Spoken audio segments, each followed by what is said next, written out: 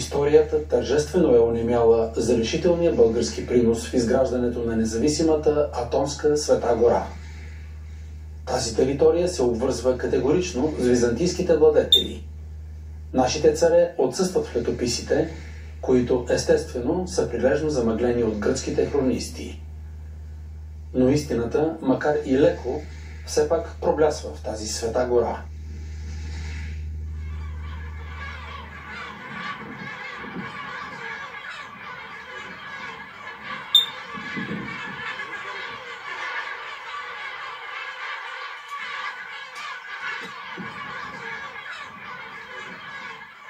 Историята на Света гора е изключително тясно свързана с българската, в това число с българската от създаването на Спарухова България насетне и с българските земи от 3, 4, 5, 6, 7 и така нататък векове.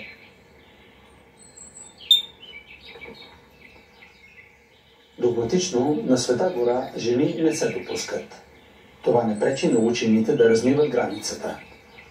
Доктор Веселина Вачкова от Института за исторически изследвания към Българската академия на науките няма как да е пристъпила разделителната бразда с монашеската територия. Тя обаче се потапя задълбочено в българската история и открива някои категорични препратки. Дори топоними, характерни за тогавашната територия на монархията ни.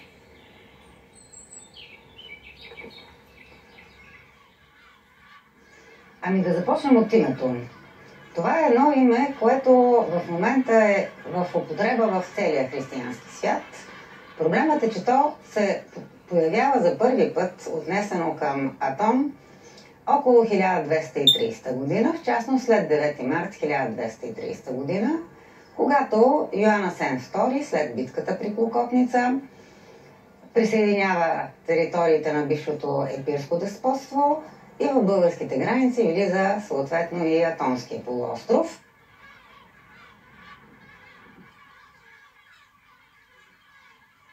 Света гора се споменава в един източник от 13 век. Не се е намерил подходящ хронист, който да опорочи историческия документ.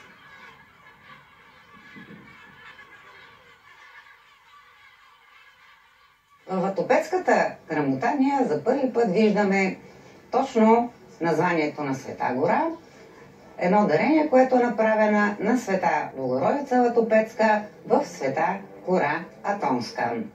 Защо правим това уточнение? Защото в Гърция до ден днешен, между другото, Света гора е или Херос Хорус, или е Херон Хорус, т.е. в среден и в мъжки род. А когато гледаме типиците за Света гора, ние виждаме едно единствено определение. И това определение е Хорус, значи това е планина. Няма света планина.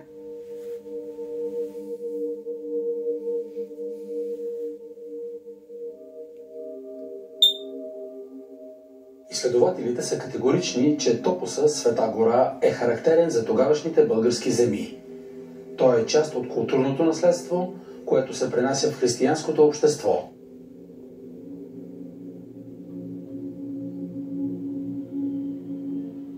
Традицията на Света планина принципно не е характерна за гръцката култура, тя не е характерна и за римската култура. В гръцката култура ние идеално знаем, че има едно подобно свещено място, това е Делфи. Делфи обаче никога не е наричано Света гора или Света планина. За първи път за Света планина започваме да слушаме много рано. Това е една планина в най-южната част на Балканския полуостров, където се намира съкровищницата на цар Котис. Точно така се нарича свещената планина. Това обаче е една традиция, която няма нищо общо с елините.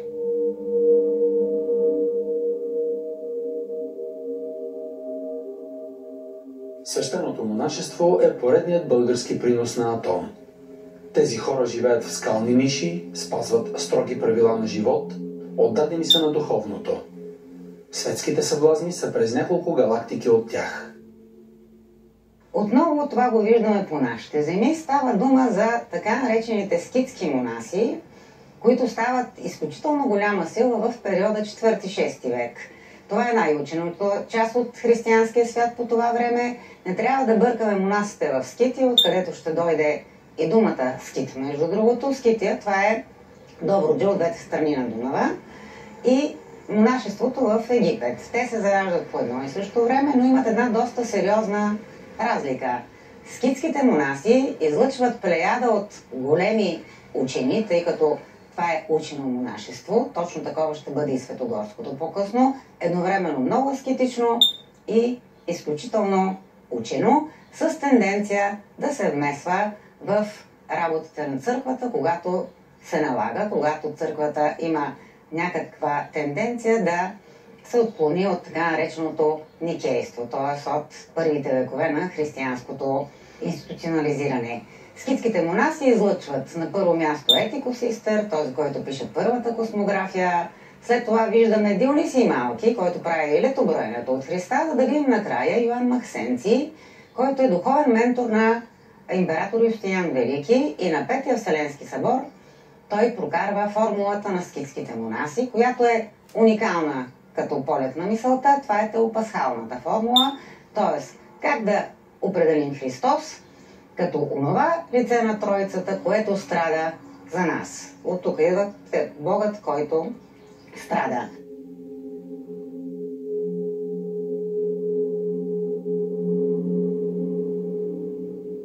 Традиционното скитско монашество се запазва именно по нашите земи. Първият български светец, свети Йоан Рилски, води точно такъв живот. Това се възприема и от неговите последователи. Той не е киновитийник. Йоан Рилски е постиножител. Йоан Рилски и неговите последователи, и Гаврил Лесновски, и Прохор Пшински, всичките са последователи на това монашество. Това са учени монаси, които живеят в скитове, в пещери. Монашеството в самата Света гора датира от горе-долу същото време, от 4, 5, 6, 7 век. Ние постоянно имаме монаси, и то подвизаващи се в типичният стил на скитските монаси. В много строга аскеза, в много строга молитва и в много силни духовни и научни трудове.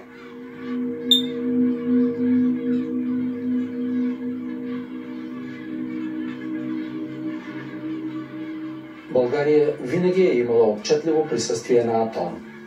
И като светско влияние, и като монашеско служение. А в онези времена двата компонента са били на ръба на сливането. Нашата страна е имала поне два от най-големите манастири – Хилендар и Зограф. Вторият е излъчил един почти апокрифен документ. В историята на монашеството има един документ, много известен на историците и на църковните историци, и на богословите, но много рядко цитиран.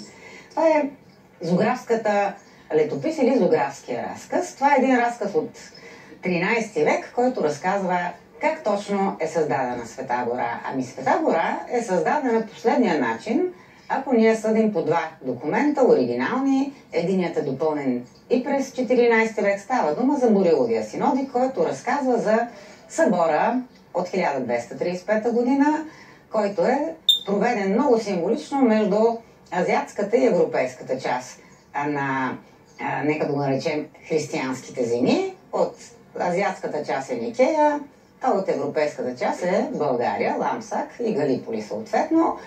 Този събор решава ред проблеми. Тогава е обявена Търновската патриаршия, тогава България признава Никейския патриарх за Константинополски и Никейския император за Константинополски. Тогава е сключен бракът между дъщерята на Йоан Асен и престолонаследникът на Йоан III до Каватаци. Това е един брак, който ще има сериозно бъдеще.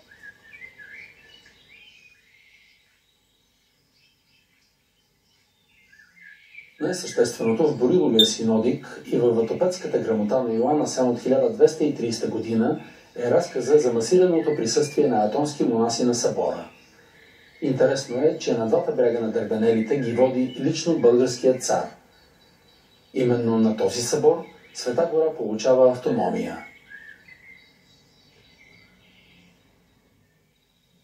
На събора участват като част от българската църква 3000 атонити. 3000 атонити от Света гора, както ги нарича и в Бориловия синодик, и във Ватопецкия разказ. Т.е. ние веднага казваме, това е български разказ, тъй като Света гора, като традиция по това време, ние имаме вече 3 свети гори в България. Едната е Средечката Света гора, 10-11 век още се създава. Следващата е Търновската Света гора, всъщност най-свещеният хълм на Търново се нарича Света гора. Не е нито Трапезица, нито така наречения Царевец, а именно Света гора. Паралелно се издига Кръстова гора, която също е Света гора, и Станимашката Света гора. Така че това е толкова българската традиция, колкото няма накъде. И най-важното, което е, ние имаме съборно решение да се даде автономия. Кой може да даде автономия на Света гора? Ами този, в чието територии се намира Света гора. Това е българският цар Йоан Асен II.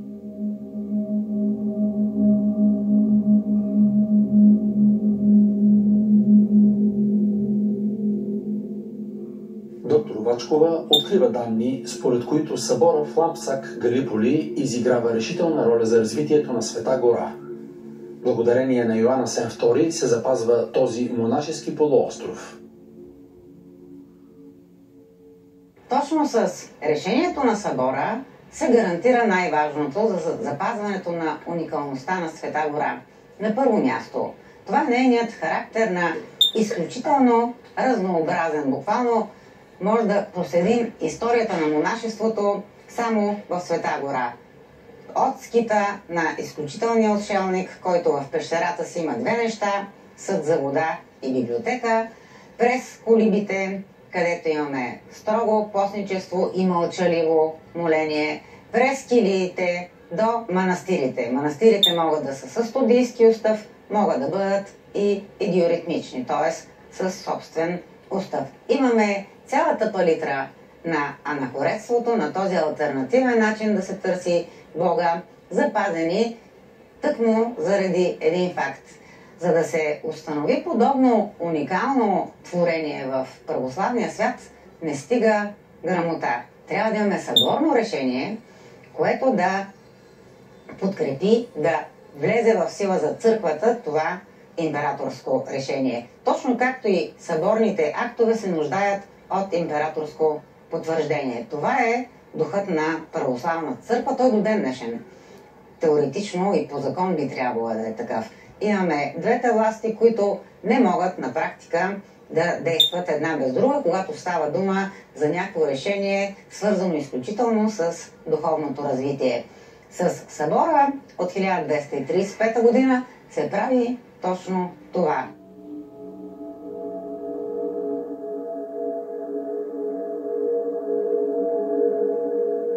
Събора на Дарданелите въвежда една изключително важна клауза.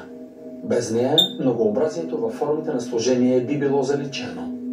Тя, поне като акт, ограничава заличаването на малките братства.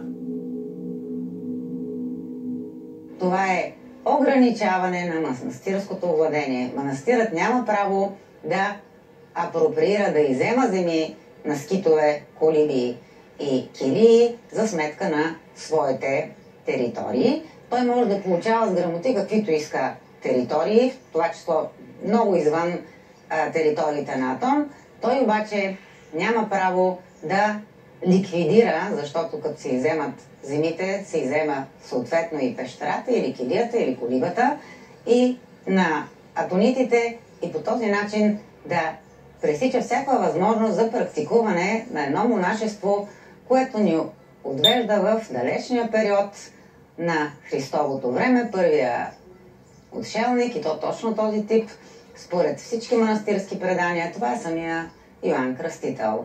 Йоан Кръстител е един тип монашество, един тип отдаване на Бога. Свети Антоний е друг тип отдаване на Бога. Свети Антоний прави манастири, създава устав. Трети тип манастирско служене е, както казах, и това точно се запазва в Атон, традицията на скитските монаси, защото нито един пустинник на практика не може и неговият тип отдаване не предполага да се занимава изключително активно с интелектуална дейност. Неговата мисия е съвсем различна. Тя не е просветителска, тя не е проповедническа тази мисия. На този тип монаси мисията е точно проповедническа и мисионерска.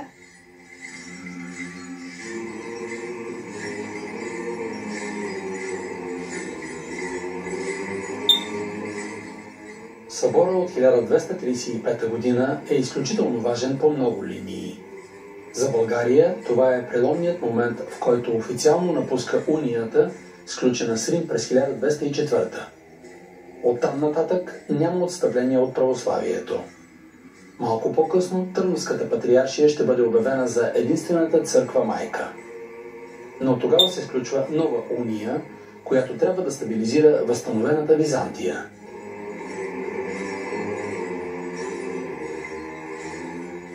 Става дума за отпадането на Константинопол.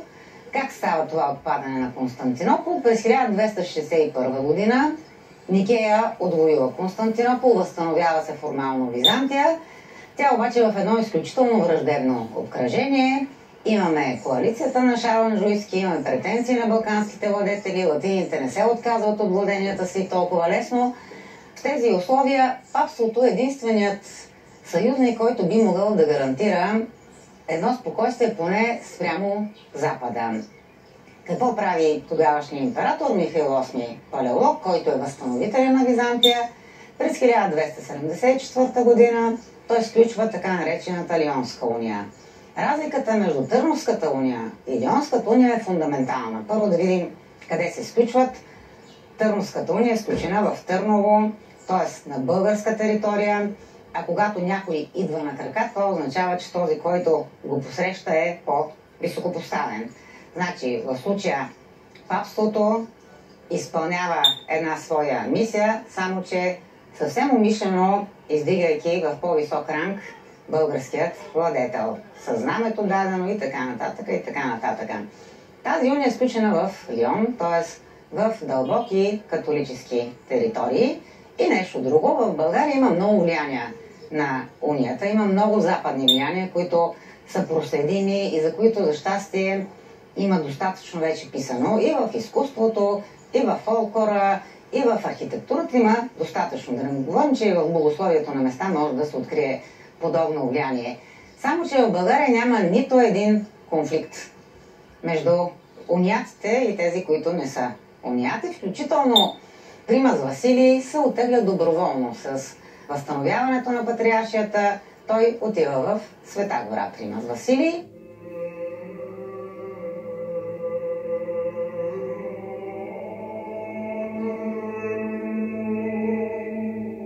Лионската уния се прилага директно. Има опит за покатоличване на населението. Това води до разрив на светската и духовната власт в Константинопол. Населението, разбира се, реагира много остро. Така започва Арсенитската схизма. Патриарх Арсений обявява императора за схизматик, затваря църквите и не дава да има контакт с католиците. Най-големи обаче сблъсък ще бъде в Атон. Точно това е времето, когато българският манастир Зограф излъчва 26-те зографски мъченици. Те изгарят в Зографския манастир и тяхната памет буквално показва къде е най-чистото православие, къде е онова православие, което не е склонно да следва империята. Още два манастира пострадват много сериозно по това време и на практика това е единствената отпора извън отпорът, който е даден от патриарх Арсений, който никак не е малък, но не е героичен тип. Патриарх Арсений до такава степен не се примирява с унията, че когато умира Михаил VIII, той забранява на наследника му да го погребе на византийска територия. Точно за това трябва да изчакаме 1303 година, за да видим как наследникът на Михаил VIII откупва една територия, прекратява унията и чак тогава баща му е погребан. Това е историята за конфликта между католици и православни на Атон.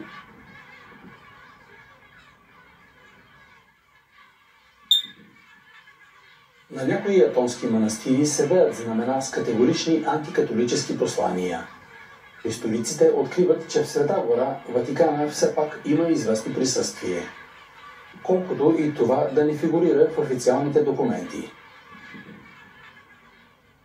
на Атон има достатъчно сведения за присъствие, например, на едни католици, както имаме в Константинопол.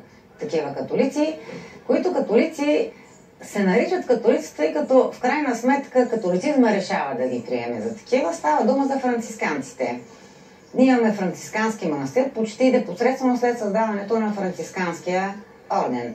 Францискански мисии в България също имат доста голям успех сред католиците в България. Защо казвам, когато решава католицизма да ги приеме за католици? За Свети Франциск през цялото време има спор дали да бъде осъден като еретик или да бъде канонизиран като светец, защото неговото богословие е толкова мистично, то е толкова различно от официалната католическа проповед, че действително не се вписва по никакъв начин нито в историята на ордените, нито в историята на официалната църква. В крайна сметка Франциск е обявен за светец и това прави доста възможно комуникирането точно през францисканците с католицизма.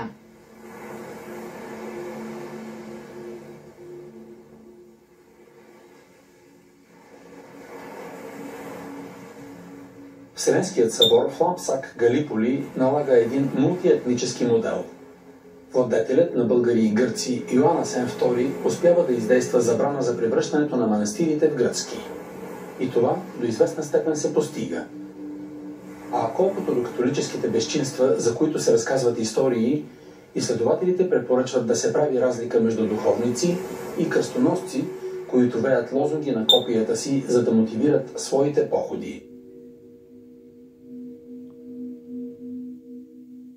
На Света гора има всякакви монаси. Той е мултиетничен. Тук имаме арменски манастир. Тук имаме грузински. Армения от Халкидонския събор не е православна. Тя е не халкидонска църква, но има монаси. В Атон имаме цели арменски династии. Имаме династични бракове. Тоест драматизма на конфликт католицизъм-православие винаги трябва да го гледаме само през една призма. Доколко се сблъсква подкрепа на централната власт на православната държава, която е в уния с действията на католическата пропаганда, защото това не са свещеници. Това е войска. Войска е тази, която влиза да налага унията в Света гора. Точно за това стават и тези драми. Ние имаме запазени две свидетелства за това време. Имаме една много впечатляваща иконография, точно на 26-те зографски мъченици. Пределно ясно е показано. Отдолу ние нямаме проповедници католически, ние имаме кръстоносци, ние имаме войници. Отгоре са монасите съответно и долу са пламъците, които ще погълнат монасите. Другата е чисто светогорска легенда. Може да се види на доста места в така сериозни православни среди, публикувана дори извън контекст. Това са така наречените погребения на онези, които остават до края на схизмата в Света гора, защото тя е наложена схизмата в Света гора, въпреки отпора. Как изглеждат тези хора, които са погребани в Светата земя? Ами те изглеждат като абсолютни демони. Нали? Точно както си представя човек демона с огромните ногти, с дяволската физиономия и прочее. Тоест демонизацията не е изцяло и изобщо към католическата църква и католическите християни. Тя е конкретно срещу посегателството над вярата на Атон. На вярата, която, както казахме, е от раннохристиянската вяра на Йоан Кръстител до вярата на исихастите от 11, 12, 13, 14 век.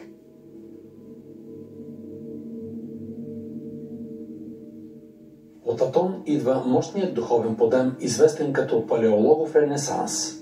Той е белязан от нова исихастка идеология.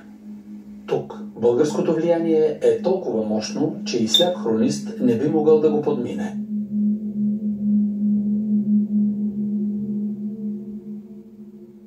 Това е нова иконография исихастка, това е ново богословие исихастко, това е ново отношение църква-държава исихастко. А един от най-големите исихасти, както знаем, може би най-големия исихас, това е Теодосий Търновски. Теодосий Търновски, който е атонски, разбира се, атонит, и чието житие е написано не случайно от друг поклонник на атонското монашество, впоследствие става патриарх на Константинопол от патриарх Калист. И цялото богословие на исихазма, което наистина е едно фантастично богословие, събрало мистичната традиция на целия изток, е също дело на атонските манастири. Така че Зограф загива не защото воюва срещу кръстоносците. Той воюва срещу политиката на Михаил VIII. Палеолог воюва по единствения начин, по който християнин може да воюва, ставайки мъченик. Друг тип воюване монасите никога не са приемали. Източните монаси, както знаем, на запад ордените монашеските са достатъчно количество.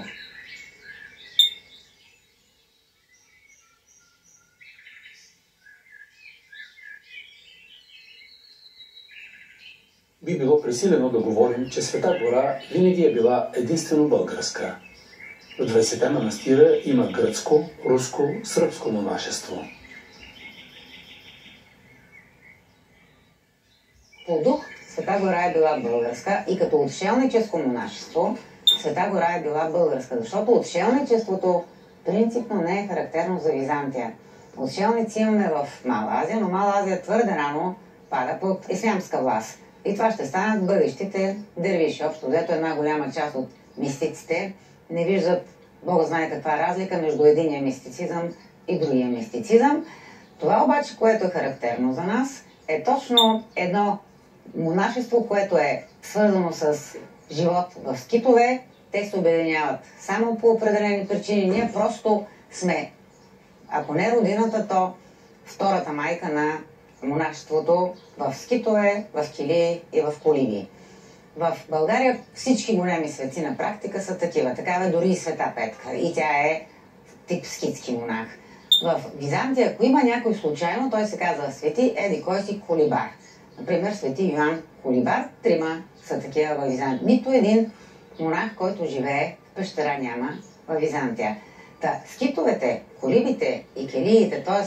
най-високия мистицизъм, който се запазва на Света гора и който запазва тази традиция изобщо в православния свят, тъй като тя другаде не оцелява, е точно българско. Просто това е традиция, която е подчертано българска и никога не е била изоставена. В България винаги, християнска България, винаги имало двата типа. Големите светци, т.е.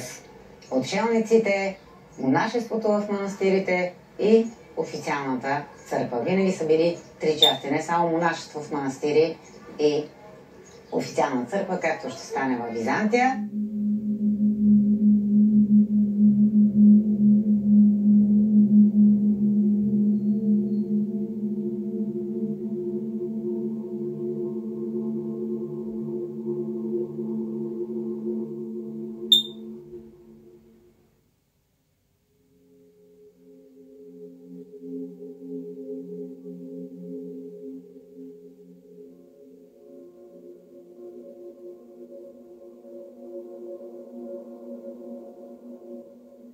Йоан Асен II дава автономия на Света гора. Нещо повече. Той е единственият владетел, който може да се свърже с подобен акт. Царят на българи и гърци практически дава свобода на територия, част от нашите земи по онова време. Това нещо не става като царска воля, един вид благоволение, както да речем, когато Рома Лакапи му очертава земите на Света гора. Това нещо става на Вселенски събор в присъствието на 3000 монаси от Атон. Можете ли се представите 3000 монаси? Как изглежда? Йоан Асен. В Борилова и Синодика излично пише, Калоян, така наричат Йоан III Дукаватаци, и византийците и нашите така го наричат, между другото, заедно със своите митрополити, архиепископи и цялата си църква, и Йоан Асен със своите митрополити, епископи и цялата си църква, и светите монаси от Света гора Атонска. Тоест това е част от българската църква. Това е нашата делегация, т.е. всички заинтересовани страни са представени и онова, което се случва, е даването на този уникален статут на Света гора. Не като гръцка територия, не като българска, като абсолютно независима територия и като абсолютно многонационална територия. Т.е. всички традиции са с един статут на неприкосновеност, включително една спрямо друга. Единия вид на монашество спрямо друг вид монашество. Това е, което прави Йоан Асен. И ако търсим израженията на културното влияние на България по това време, това на първо място, освен всичко това, което се нарича втори златен век на България, това е създаването на уникалния статут на Света гора, който до ден днешен съхранява онова, което е начертано като образ на Света гора през 1235 година.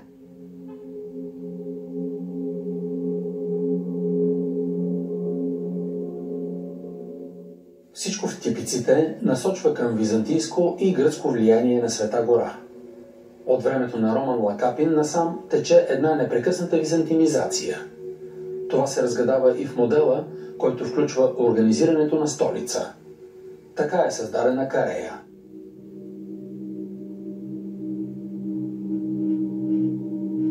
Света гора не би трябвало да има център. Както е полиетнична, мултикултурна, тя би трябвало да бъде и полицентрична. Всеки скит е център на Вселената, всяка килия е център на Вселената, всеки манастир е център на Вселената. Защо? Защото е дума на Бога. С създаването на Кария започва да се създава един статут, който води и до парадокса да имаме виза за Света гора, както няма виза, например, за Ватикана. Във Ватикана човек влиза без виза. Света гора обаче човек не влиза, въпреки че тя има структура на една микродържава духовна. Та това е влиянието на византинизма.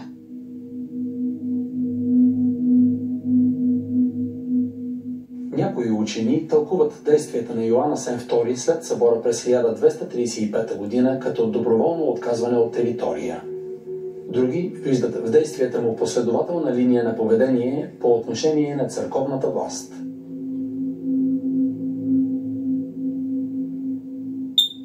Това за отнемането на територия е много особено, защото когато даваш автономия на някаква територия, ти трябва да знаеш какво значи тази територия, дали можеш изобщо да я управляваш тази територия.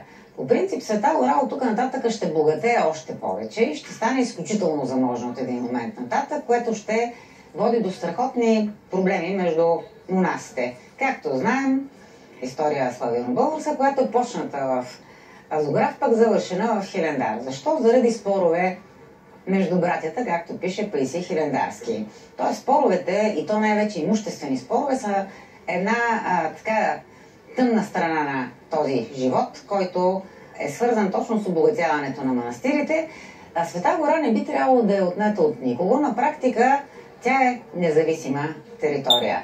Тя е включена един вид като, както имаше едно време собственик и стопанин на дадена територия, ами тя е един вид само собственик, без никакви реални права, а стопанина са монасите в случая. Тя не е отнета от България.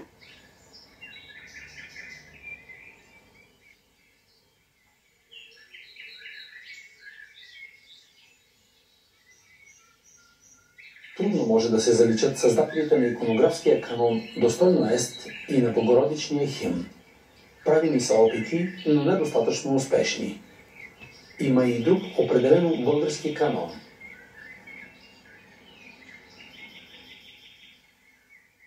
Достойно ест, който е иконографски канон.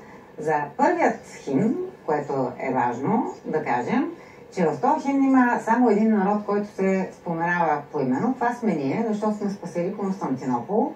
Става дума за Тервел. Значи в този химн народ никъде не се споменава, но се споменават българите, което е забавно, но това е много рано. За Достойно ест се твърди, че точно български монах от Азограф го създава. Значи това е идеята. Има още един български канон, ама чисто български канон, защото има много българска иконография, която обаче не е канонична, въпреки че за нашата църква си е канонична, тъй като е навсякъде. Това е една Богородица, която Богородица държи, както го описва още Лъв Дякон, защото това е икона отнесена от Преслав от Йоан Симисхи, т.е. същия този, който прави типика на Атон. държи едно блестящо кълбо, в което е младенеца. Това е един иконографски канон, който е толкова уникален и привлекателен за Византия, че императорите започват да се го слагат от обратната страна на монетите. Точно това изображение. Това е Богородица знамение, разбира се. Става дума точно за тези чисто български иконографски канони, като достойно ести, като Богородица знамение, които на времето всички ги наричат български. Имаме в илюстрациите на преписа на Йоан Скирица, мадридския препис, имаме специална миниатюра, как Йоан си не си ходи пеша, зад него е една колесница с бели коне запрегната и на нея влиза българската икона. Тоест всички знаят, че Богородица знамение е български иконографски тип. Всички го знаят до края на Средновековието. Да, обаче, онова, което в момента се казва, това е византийски канон. Та приносът в иконографията и в двата случая е безспорен и никога не е бил оспорван. Той просто тихо-мълком е подменен, отново бих казала, поради нехаена от българска страна.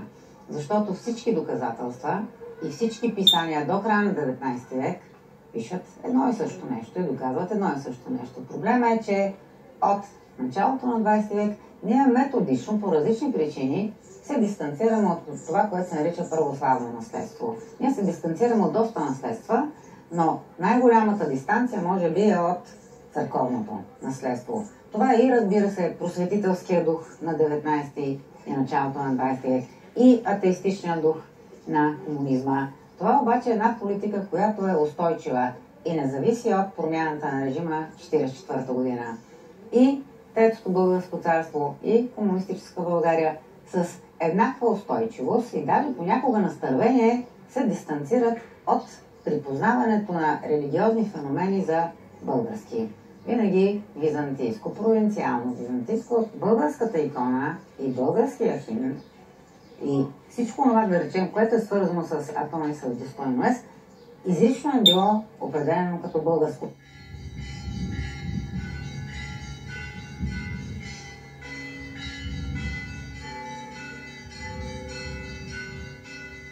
Какво пеят атонските монаси? Вероятно, мнозина биха се ограничили до гръцки песнопения, които долавят. Да, но тук се пропуска Йоанко Козел, който формира основата.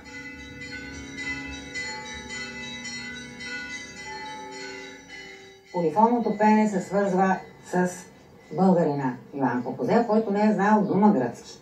Дума гръцки не е знал, но така прекрасно е пел и композирал, че го обучават и той става най-големия за всички времена.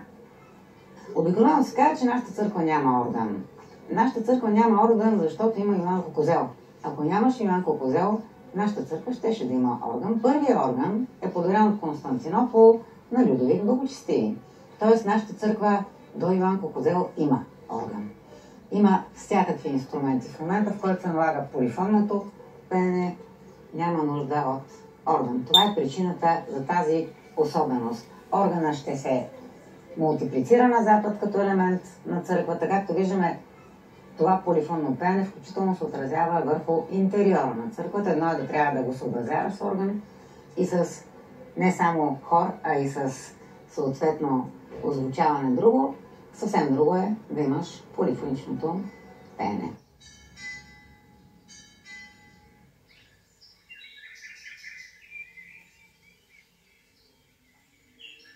Името Атон толкова се е сраснало с православния свят, че почти никой не се запитва какво означава. Просто е прието.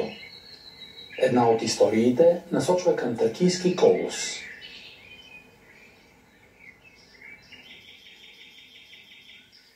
Гърците нямат представа, що се казва Атон. Единствената легенда, която ни е разказана, и това е от Стефан Византийски, е следната. Тъй като дълго време бил населяван с траки, той бил кръстен и на големия, известен митичен цар на траките, великана Атон. Това е единствената легенда за произхода на името Атон. Тоест ние трябва да очакваме нещо съвсем друго. Трябва да очакваме старата традиция на подобен тип духовни подвижничества, която е свързана с легендата за великана. А великаните, както знаем, не са хора с голям ръст, а са полухора, полубогове във всички митологии. с тая древна традиция на отшелничество, която продължава в християнското отшелничество и се развива под византийско влияние, най-вече в това манастирско монашество.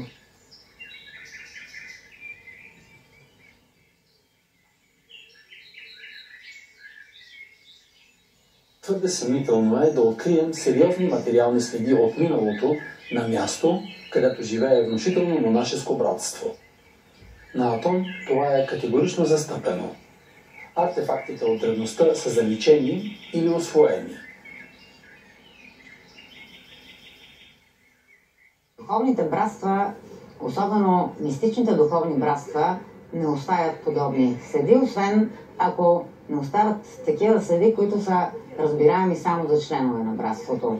Тоест, може външно да наподобява всичко даден обект на поклонение, т.е. може да наподобява най-нормален олтар на Бог Зевс, например, но всъщност да не е подобен олтар. Другото, което трябва да сме готови, да липсват писмени сведения. Повечето духовни братства са много скептични, точно по платоновски скептични, дали трябва да се пише или не трябва да се пише. Да, като се пише, ние осигуряваме профанация на знанието. Една огромна част от този тип братства предават учението си устно.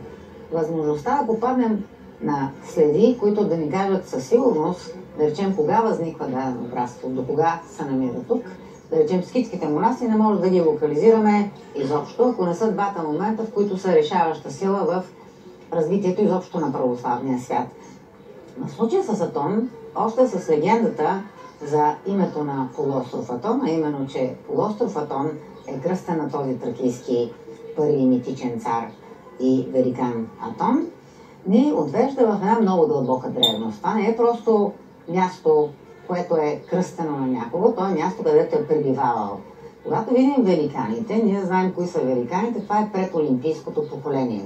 Великани, титани, стуръци и прочее. Значи те са предолимпийската, древността става доста ясна за локализиране. Това е преди създаването на Олимпийския пантеон. Значи това е първично култово място на територията на Балканите, кръстено на един родоначалник изобщо на тракийските царе в случая.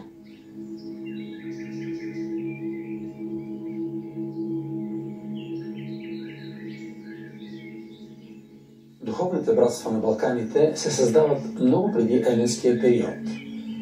Те се развиват преди появата им в гръцкия свят. Там се долавя и ясна тракийска тема. Това е питагорейската школа, първото подобно братство, и то точно по модела на древните тракийски братства, тъй като е пряко повлияно от Зелноксис, питагорейското братство, то е и с мъжко и с женско присъствие. Самата гръцка традиция на подобни братства е заимствана от местното тракийско население. В Атон със сигурност имаме много древна традиция, защото имаме включително археологически податки за това, че тук отшелничеството в различни варианти се практикува най-малкото от 3-4 век преди Христа. Вече от 1, 2, 3, 4 век то може да се сравни, Атонския полуостров може да се сравни по развитие на този тип отшелничество с скитското монашество, например.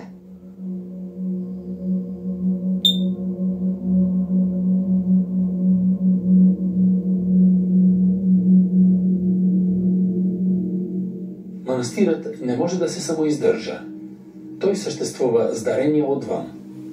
През средновековието основните титули са царете и императорите. И скитските братства се нуждаят от дарители, но това не са висши сановници.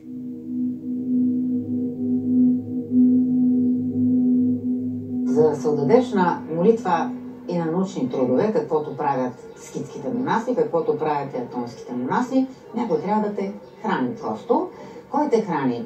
Обикновено, както е през скитските монаси, това са скални манастири, ги наричаме, те с по една килийка тези манастири. Има една по-обща, по-голяма територия, в която се събират по определени случаи, обикновено за молитва.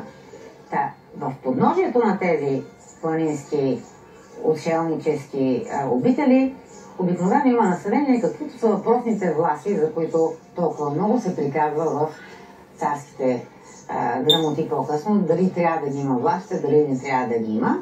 Точно това население изхранва отшелниците. Има една симбиоза между хората, които с ръчния си труд и вярата си служат на онези, които с молитвата и с интелекта си служат на целия християнски свят.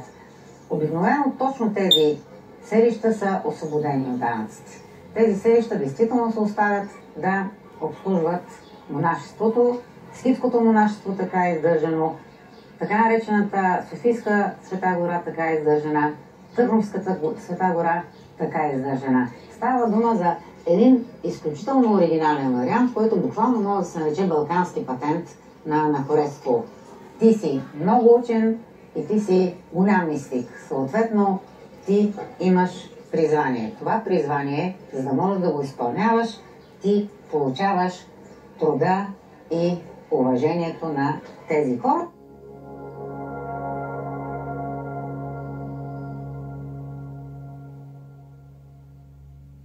Отшелниците са модел за християнско смирение. Те са посредници с Бога. Надарени са със способности, които пораждат уважение, а в някои случаи и страхопочитание. Затова селищата в подножието на техните килии се чувстват ангажирани с издръжката им.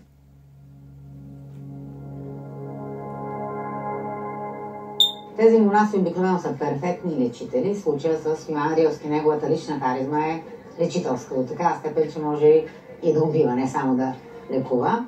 Такъв е и Гаврил Лесновски, такъв е и Прокоп Пчински, и Йоаким Осуговски, всичките са такива. Значи те имат лечителска харизма. Те са мъдри. Става някакъв проблем в селото, те решават въпросите, дават съвети. Всякакво обслужване, което би могло да очаква едно селище, иначе от държавните структури, то ги получава директно от монашеството. В нашите територии това двойно структуриране на светата територия, което е симбиотично, отдолу имаме селище, което изцяло икономически е свързано с святото място във височината, може да го засвидетелстваме буквално от 9-то хилядолетие преди Христа. Става дума за Долнослав и Белинташ. Долнослав е селището с храма, Белинташ вече е на посветените. Просто го имаме много рано структурирано и в този смисъл традицията е още по-древна.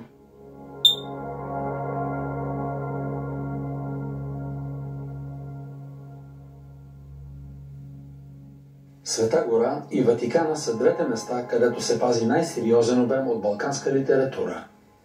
Атон е мястото, признато и от султаните. Това не им е пречило да плячкосват и опожаряват манастирите. Въпреки всичко, тази територия се води свободна. От тук тръгват двете най-мощни прогресивни движения през 19 век. И двете инициирани от българи. В тази свободна територия ще се съхранява националната памет, за да стигнем до времето на Възраждането. Във времето на Възраждането от Атон тръгват двете големи възраждания – българското и гръцкото. За наша чест или като куриозен феномен може да се каже, че двете възраждания в края на краищата са оглавявани от българи. Евгений Булгарис, Мегали Идея и Паисий Хилендарски, бащата на българското възраждане.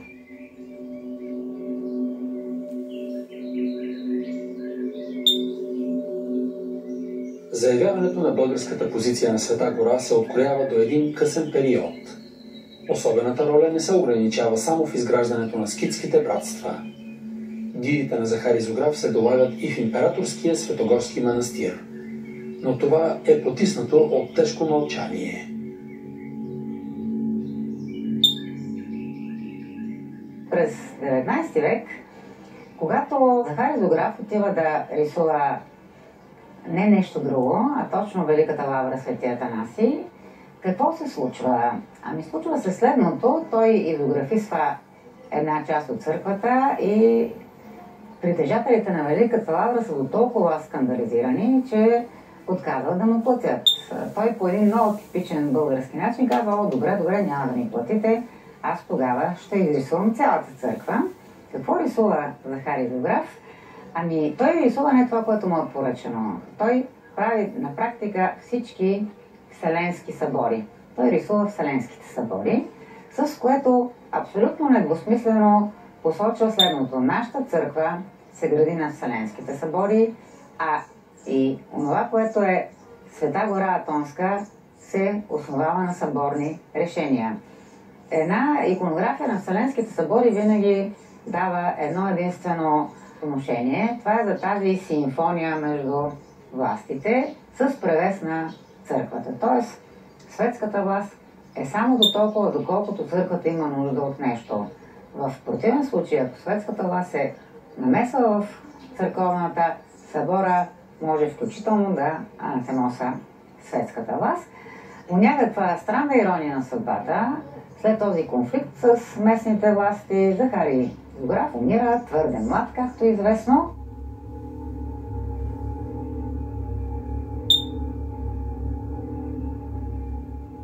Светогорската молва разнася, че Захари Зограф всъщност е бил отровен.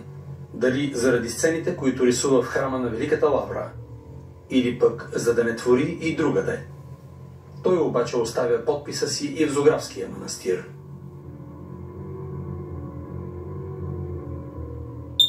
На входа имаме нещо, което е известно по-скоро на специалистите по възрожденска архитектура и е абсолютно не характерно за църковна живопис. Имаме, разбира се, иконата на патрона на Свети Георги. Под него имаме два прави лъва, изправени на задните си крака. Какво означава това? В никакъв случай това не е Сан Марко, това не е евангелист в зооморфен вид. Това е обаче една емблема, която знаят всички българи по това време. Тук се говори само на български език. Същите два лъва са изографисани в едно от първите много модерни училища на тогавашна възрожденска България, Дановото училище в Перущица, както имаме Кирил Методий с благославящия Христос Емануил, под него имаме двата изправени лъва, т.е. никакви елински приказки, никакви такива, никакво турски забежки, тук се говори само на български.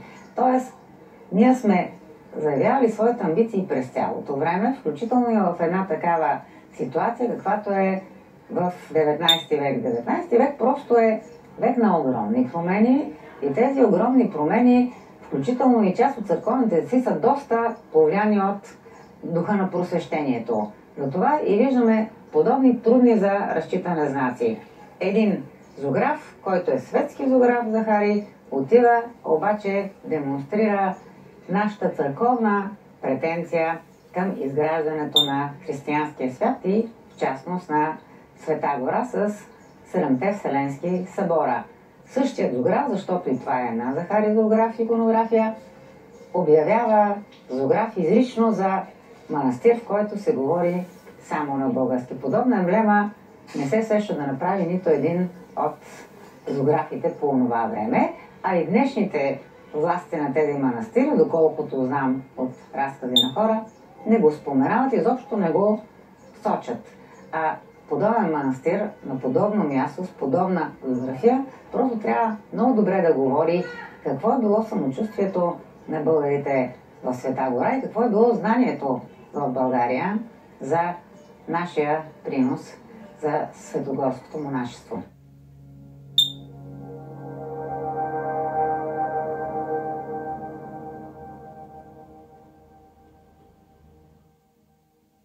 Днес цялата българска следа изглежда някак заличена. Споменът се пази само в Зограф. И това не е малко, но историята може да не е чак толкова безпаметна. За загубата на спомен сериозен дял имат и някои наши историци. Да, много е дразнещо да е изчистена цялата българска легенда. Цялата българска легенда изчиства, за съжаление, още Васил Златарски, когато казва: а тази зографска летопецка летопис е крайно време да се изхвърли изобщо от изворите, било то българските или други. Това е нашата позиция. Всичко вече е последващо. Тоест, докато ние не предявим собствена претенция, собствено научно обоснована теза какво е Света гора, не трябва да очакваме да го направят гърците, нито сърбите, най-малко руснаците и така нататък. Защото историята на Света гора е история на първо място на традициите на балканското християнство, в частност на българското християнство, и Света гора като феномен е резултат на политиката и действията на Иван Асен II. Тоест, това е част от българската история, не от православната и не от византийската.